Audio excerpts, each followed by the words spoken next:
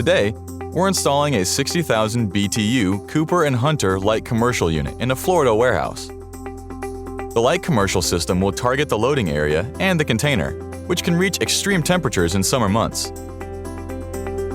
We'll build a flexible duct with 2 outlets to direct half of the airflow to the container and the other half to the loading area.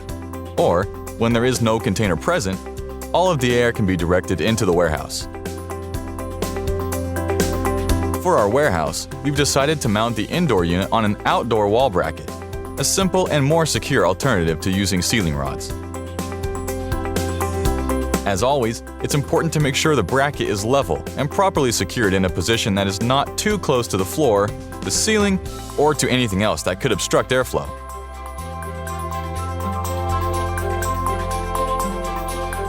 For this installation, you'll need a measuring tape, a hammer drill, a standard drill, a level, a box cutter, a flaring tool, a nitrogen tank, a vacuum pump, a multimeter, a mechanical manifold gauge set, a screwdriver, an Allen key, a tube bender, a shovel, wrenches, and wire cutters.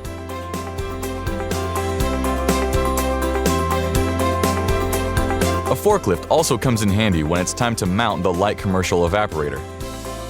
We mounted our outdoor unit on a concrete plate. Once the plate was level, we secured it to the unit.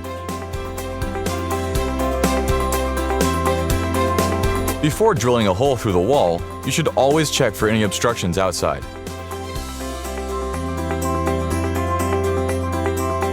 When preparing line sets, a tube bender should always be used to prevent any kinks that could cause refrigerant flow restriction.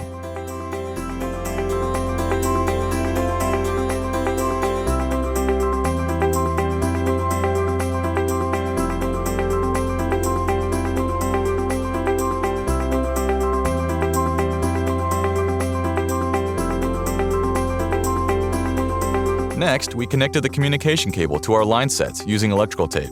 This should always be done in an orderly fashion, meaning the cable should always stay on the same side of the lines and not be tangled around them.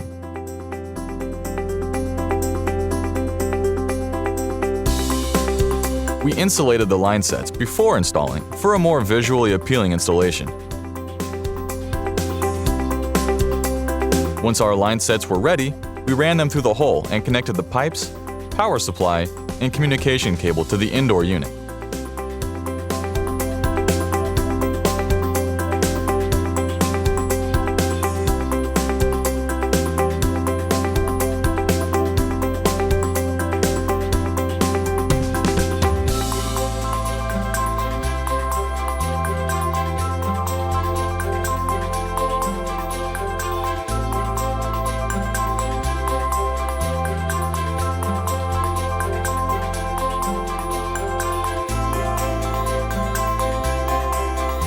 Next, we went outside to adjust the length and re-flare the ends of our line sets before connecting them to the outdoor unit.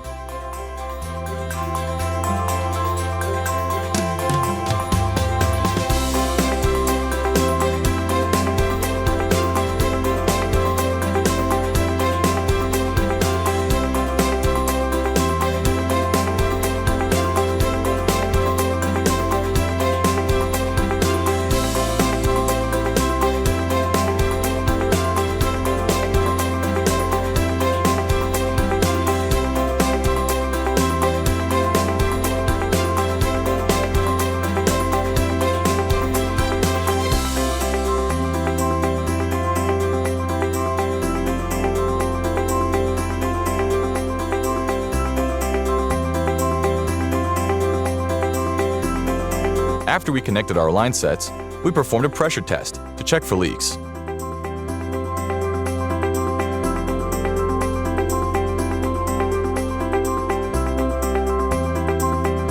You can also use leak detector spray to check for leaks at the connections. Once we confirmed that there were no leaks, we released the nitrogen and began vacuuming the system.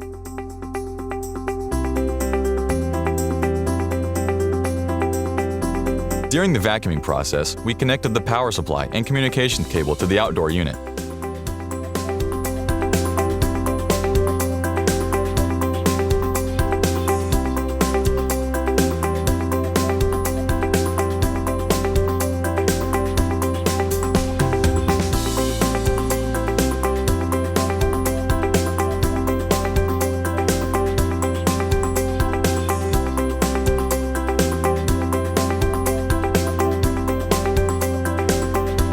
you are done vacuuming, always remember to open the valves to release the refrigerant.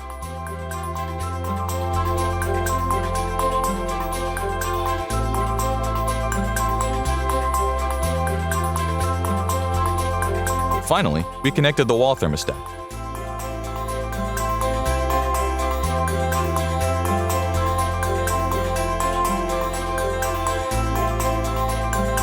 Once the unit was installed and the thermostat connected, we turned it to cooling mode at the lowest temperature and the highest fan speed to test for 10 minutes.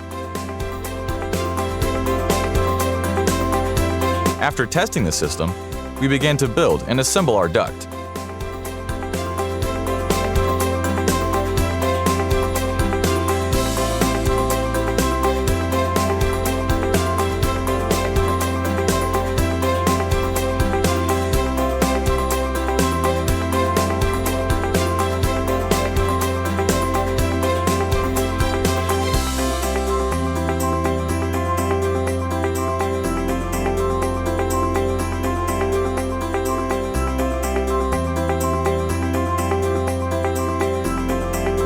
And finally, we built a drain pipe.